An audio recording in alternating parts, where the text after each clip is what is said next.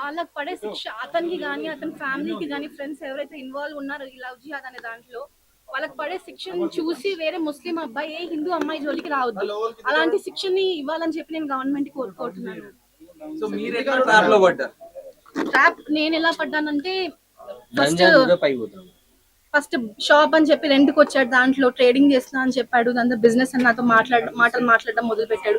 వాళ్ళ అక్కతోటి మాట్లాడించాడు, దాని తర్వాత కన్వర్ట్ అయ్యానని చెప్పి సర్టిఫికేట్ చూపించడం, కన్వర్ట్ అయిపోయానని చెప్పి నమ్మించడం, నాకు గుడిలోకి తీసుకెళ్లడము, చేతులకి మన థ్రెడ్ మన హనుమంతుడి థ్రెడ్ కట్టుకోవడం కానీ, ప్రసాదం తినడం కానీ, ప్రతిసారి గుడికి తీసుకెళ్లడం కానీ, అలా హిందులాగా మారిపోయానని చెప్పి నమ్మించడం జరిగింది నన్ను. ఎన్ని డేస్ రిలేషన్షిప్ మీది? అంటే రిలేషన్ అంటే పెళ్లికి ముందా పెళ్లి తర్వాత? పెళ్లికి ముందు పెళ్లి తర్వాత. అసలు ఎన్ని డేస్ మీరు ఉన్నారు? అసలు పెళ్లికి ముందు ఆల్మోస్ట్ 2.5 months. పెళ్లి తర్వాత మొన్న Jan 12 పారిపోయాడు. ఎప్పుడు రియలైజ్ అయ్యారు? Jan 12 తర్వాత నేను మేడం సార్ వాళ్ళని కలిసాను కొంతమందిని, దాని తర్వాత లవ్ జిహాద్ అని అర్థమైంది నాకు అప్పుడు. అంటే నటాషా, మీరు 2.5 months లో ఒక అమ్మాయిగా ఎలా తనకి మీరు యాక్సెప్ట్ చేస్తారు? అసలు లవ్ ఎలా యాక్సెప్ట్ చేస్తారు? ఒక వెల్ ఎడ్యుకేటెడ్ కదా మీరు. ఇప్పుడు అసలు ముఖ్యంగా ఎవరైనా కానీ అంటే వీడియోస్ చూపించి నిన్నే పెళ్లి చేసుకుంటాను, నువ్వు వేరే వాళ్ళని పెళ్లి చేసుకోవద్దు, నువ్వు వేరే వాళ్ళని పెళ్లి చేసుకుంటే అవి బయట పెడతాను అని అంటే ఏ అమ్మాయిని ఏం అర్థం చేసుకుంటుంది? ఒక పిచ్చి ప్రేమ అని చెప్పి అర్థం చేసుకోవడం జరిగింది. అండ్ హిందూలాగా మారిపోయాడు ఏంటిదంటే ప్రూఫ్స్. నాతో గుడికి వచ్చేవాడు, పూజ చేసేవాడు గుడిలో కానీ, అండ్ ప్రసాదం తినేవాడు, చేతి దారం కట్టుకునేవాడు దేవుడు అన్ని, అలా నమ్మడం జరిగింది అతను హిందూలా కంప్లీట్ మారిపోయాడని చెప్పి. అండ్ బిజినెస్ అని చెప్పి మాట ఎక్కువ అంటే ప్రొలాంగ్ చేసేవాడు బిజినెస్ మ్యాటర్లు. మీకు ఎప్పుడు అనుమానం రాలేదా? మరి అనుమానం వచ్చినా నేను కొన్నిసార్లు కామ్ గా ఉండాల్సి వచ్చింది. మా ఫ్యామిలీ ఇంకా మా చెల్లి గురించి ఎగ్జాంపుల్, ఇలా ఫేక్ ఆధార్, ఫేక్ పాస్పోర్ట్ అవి అన్నారు కదా, ఇలా మనుషులు ఉంటారని చెప్పి అప్పుడు నాకు డౌట్ వచ్చింది. ఆ సర్టిఫికేట్ కూడా ఫేక్ ఉండొచ్చేమో, వాళ్ళు క్రియేట్ చేసిన సర్టిఫికేట్ ఏమో అని చెప్పి అప్పుడు డౌట్ వచ్చింది. సో ఇందాక మీరు మాట్లాడుతూ 5 minutes లో ఆధార్ లో చేంజ్ చేసేస్తారు అని చెప్పారు. సో మరి ఆ సర్టిఫికేట్ మీకు చూపించినప్పుడే మీకు అట్లాంటి డౌట్ రాలేదా? చాలా తర్వాత అంటే చాలా రోజుల తర్వాత మీరు రియలైజ్ అయిన తర్వాత ఆ సర్టిఫికేట్ మీద ఎందుకు రియాక్ట్? లవ్ జిహాద్ అనే వర్డ్ నాకు తెలియదు ఇప్పుడు వరకు. అంటే తెలిసిన తర్వాత అర్థమైనా అంత ప్రీ ప్లాన్ అని చెప్పి. సర్టిఫికేట్ చూసారంటే ఏ అబ్బాయి అయినా అంటే అమ్మాయి కోసం మారిపోయాడని అనుకుంటారు, కానీ అలా రాంగ్ వేలో ఆలోచించడం జరగలేదు సార్. కేవలం మిమ్మల్ని మాత్రమే తను ఎంచుకోవడానికి అంటే సెట్ ఆఫ్ అమ్మాయిలు అని అన్నారు కదా, ఎంచుకోవడానికి రీజన్స్ ఏమై ఉంటాయి అసలు ఈ దగ్గర? ఎందుకు ఇవన్నీ అంటే మా ఫ్యామిలీ బ్యాక్గ్రౌండ్ అంటే మాకు ఎవరు ఫాదర్ లేరు, నా అన్న గాని తమ్ముడు గాని ఎవరు లేరు, మేము ముగ్గురమే, అమ్మ నేను చెల్లి ఉంటాం. ఎవరు సపోర్ట్ లేదు, మా అమ్మ సపోర్ట్ ఎవరు లేరు, మేము ముగ్గురమే సిన్స్ 2.5 years మేము ముగ్గురమే ఉంటున్నాం. సో ఆ రీజన్ వల్ల నేను వాళ్ళకి ప్లస్ పాయింట్ అయిపోయాను, నన్ను ఈజీగా ట్రాప్ చేయడం జరిగింది. నేను ఎవరికైనా చెప్తాము అని అనుకున్నా గానీ ఎవరికి చెప్పే స్టేజ్ లో లేను నేను, ఇలా అవుతుందని చెప్పి. సో ఇంకా ఎంత మంది ఉన్నారు ఈ ట్రాప్ లో, మీకు ఏమైనా ఐడియా ఉందా? నాకు తెలిసినంత వరకు రేణు అనే అమ్మాయి, పల్లవి అనే అమ్మాయి ఇద్దరు ఉన్నారని చెప్పి విన్నాను అప్పుడు నేను. సో వీళ్ళ టార్గెట్ మొత్తం హిందువులేనా లేకపోతే? లేదు, హిందువులే, మొత్తం హిందువులే. అంటే మీరు అబ్బాయిలతో గెట్ టుగెదర్ పార్టీకి వెళ్ళారు అని చెప్పేసి అంటున్నారు కదా, మీరు ఇప్పుడు అబ్బాయిలు వస్తున్నారు, మీ అతని ఫ్రెండ్స్ వాళ్ళు వస్తున్నారు మా ఇంటికి ప్రతిరోజు వచ్చేవాళ్ళు. మా కింద ఓనర్ అంటే అబ్జెక్షన్ చెప్పినప్పుడు స్వీట్ బాక్స్ తీసుకెళ్లి ఇవ్వని చెప్పి మా మమ్మీకి స్వీట్ బాక్స్ ఇచ్చాడు. వాళ్ళకి ఏం డౌట్ రావద్దు. బయటికి వెళ్ళినప్పుడు నేను నవ్వాలి, ఏదన్నా చిన్న గొడవ చేసినా గానీ చంపేస్తాం, ఇంతే చంపేస్తాం, ఈ ఫొటోస్ బయటకు వస్తాయి అని చెప్పేసరికి నేను కూడా ప్రిటెండ్ చేయడం జరిగింది. ఇంకా మారుతాడేమో అట్లీస్ట్ లాస్ట్ వరకు అని ఒక హోప్ ఉంది. కానీ అక్టోబర్ లో ఏం తెలిసిందంటే ఆల్రెడీ పెళ్లిళ్ళు అయిపోయి పిల్లలు ఉన్నారని చెప్పి. సో మీరు ఉన్నట్టుగా తన ఎక్స్ వైఫ్స్ కానీ వాళ్ళందరికీ తెలుసా? అందరికీ తెలుసు, ప్రతి ఒక్కరికి. అక్టోబర్ లో వాళ్ళే డబ్బులు ఇచ్చి ఫోన్ ఇచ్చి పంపించేశారు నెల్లూరు నుంచి.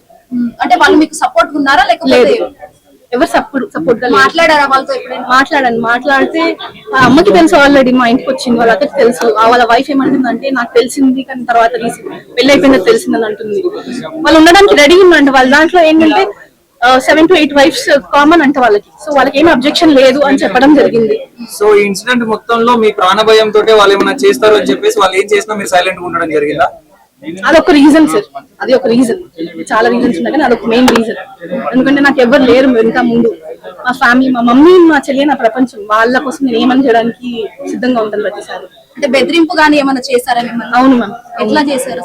అంటే రీసెంట్ గా నవంబర్ లో ఒక మెయిల్ వచ్చింది. అతను హైదరాబాద్ లో ఉన్నప్పుడు, అతను మీ దగ్గర ఉన్నాడని తెలుసు, అతను తీసుకురాకపోతే మీకు నరకం చూపిస్తాను. హిందూ అమ్మాయిని ముస్లిం లా కన్వర్ట్ చేస్తే వాళ్ళకి డైరెక్ట్ స్వర్గానికి వే ఉంటదని చెప్పి వాళ్ళు ఇలా చేస్తున్నారంట. వాళ్ళ అమ్మ వచ్చిన రోజు ఇది కింద ఉండడానికి అదే చెప్పింది, వాళ్ళ అమ్మ కూడా అదే చెప్పింది. అదే డిస్కస్ చేసుకున్నారు వాళ్ళు. బేగంపేటలో వాళ్ళు కేసు తీసుకొని వాళ్ళు ఫర్దర్ గా ప్రొసీడ్ చేశారు సార్ కేసు. బేగంపేట వాళ్ళు కూకట్పల్లి వాళ్ళు ఇంకా చేస్తున్నామని చెప్పారు. అక్కడి నుంచి ఎటువంటి న్యాయం దొరకలేదు కూకట్పల్లి పోలీస్ స్టేషన్. ఓకే, ఒక అమ్మాయిగా ఇన్ని రోజులు మీరు ఎలా భరించారు, అసలు ఇన్ని రోజులు ఉండడానికి రీజన్ ఏంటి? నాకు ఇద్దరే, నా ఫ్యామిలీ అంటే నాకు ఇద్దరే. నాకు ఫ్యామిలీ అంటే ఇద్దరే, ఫ్యామిలీ అమ్మ నేను ఇద్దరమే, అమ్మ నేను చెల్లి ముగ్గురమే. వాళ్ళిద్దరు నాకు చాలా ఇంపార్టెంట్. వాళ్ళకి ఏమైనా అవుతుంది ఎందుకంటే నాకు తమ్ముళ్ళు లేరు, నా ఫాదర్ లేరు, అన్నలు లేరు, ఎవరు లేరు. మా మామ వాళ్ళతో మాటలు లేవు మాకు చాలా రోజుల నుంచి. మేము ముగ్గురమే ఎప్పటి నుంచి 2.5 years నుంచి మేము ముగ్గురమే ఉంటున్నాము. సో వాళ్ళకి అది ప్లస్ పాయింట్ అయిపోయింది. ఇంకా నేను కూడా ఎవరికి చెప్పుకోలేకపోయాను. వాళ్ళకి ఏమైనా అవుతుంది అని చెప్పి భయంతో నేను ఇంకా కామ్గా ఉండడం జరిగింది ఈ రోజు. అసలు ఎలా అప్రోచ్ అయ్యారు మిమ్మల్ని? మా షాప్కి రెంట్కి వచ్చాడు. దాని తర్వాత ఇంకా ట్రేడింగ్ షాప్ అని పెట్టాడు. అది 2 monthsలో 2-3 times మ్యాక్సిమం, 3 to 4 times కంటే ఎక్కువ తీయలేదు షాప్. దాని తర్వాత అది యాక్చువల్గా డిసెంబర్ వరకు ఉంది అగ్రిమెంట్. కానీ ఈ 2 monthsలోనే అంత నన్ను ప్రేమించాడని చెప్పడము, మా మమ్మీతో వచ్చి మాట్లాడాడు, రిసార్ట్కి తీసుకెళ్ళాడు, వాళ్ళ ఫ్యామిలీ వస్తుందని, వాళ్ళ అక్కతోటి వీడియో కాల్ మాట్లాడించాడు. దాని తర్వాత మా దగ్గర నుంచి డబ్బులు, ల్యాండ్ అని చెప్పి ఒకసారి, బిజినెస్ అని చెప్పి ఒకసారి, ఇంకా హవాలా నోట్ పోయిందని చెప్పి ఒకసారి, ఇలా డబ్బులు తీసుకోవడము. దాని తర్వాత పెళ్లి అంటే అతను చెప్తున్నాడు కదా, జూన్లో పెళ్లి అయిపోయింది, కలిసిన 4 daysకే రిజిస్టర్ ఆఫీస్కి వెళ్ళాడు అది అని చెప్పి. రిజిస్టర్ ఆఫీస్కి వెళ్ళి మాట్లాడిన వాళ్ళు డిస్కస్ చేసి వాళ్ళంతా ముందుగా ఏమి అతను మ్యారేజ్ అని తెలియకుండా దాచిపెట్టి అప్పుడు మమ్మల్ని రిజిస్టర్ ఆఫీస్కి పంపించాడు. June 27th or 28th register ఆఫీస్కి వెళ్ళాము. జూలై 28th పెళ్ళి అయింది.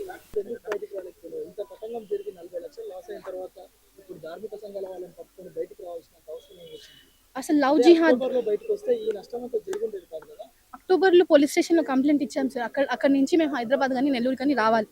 కానీ అతను అక్కడ ఏం చెప్పాడు, అక్కడ ఏం వినిపించాడంటే వాళ్ళ ఫ్యామిలీ మనల్ని చంపేస్తుంది, వాళ్ళ అమ్మ మాట్లాడింది అదే, వాళ్ళ అక్క మాట్లాడింది అదే, నువ్వు రాకపోతే నేను చంపేస్తా, మా అమ్మాయిని చంపేస్తా, మా అమ్మాయి ఫ్యామిలీని చంపేస్తాము అని చెప్పడం జరిగింది. ఆ భయంతో నన్ను తీసుకొని పారిపోయాడు అతను. అక్కడికి వెళ్ళిన తర్వాత వాళ్ళ బిజినెస్ గురించి చెప్పాడు. వాళ్ళది మనీ లాండరింగ్ బిజినెస్ అని చెప్పి ప్రూఫ్లు చూపించడము, ఇది ఈ బిజినెస్ బయటికి వస్తే కూడా మీ ప్రాణాలకి అంటే ముప్పు ఉందని చెప్పడము. అలా చెప్పి జనవరి వరకు మా ఇంట్లో దాచుకున్నాడు అతను. అసలు ఎప్పుడు అతన్ని టార్చర్ అని అంటున్నాడు కదా, మా మమ్మీ అతన్ని సొంత కొడుకులాగా చూసుకుంది. ఇదంతా ఏం తెలియదు, మా మమ్మీ ఇంకా అల్లుడనే అనుకుంటుంది అప్పటికి. అనుకొని అతన్ని సొంత కొడుకులాగా చూసుకుంది.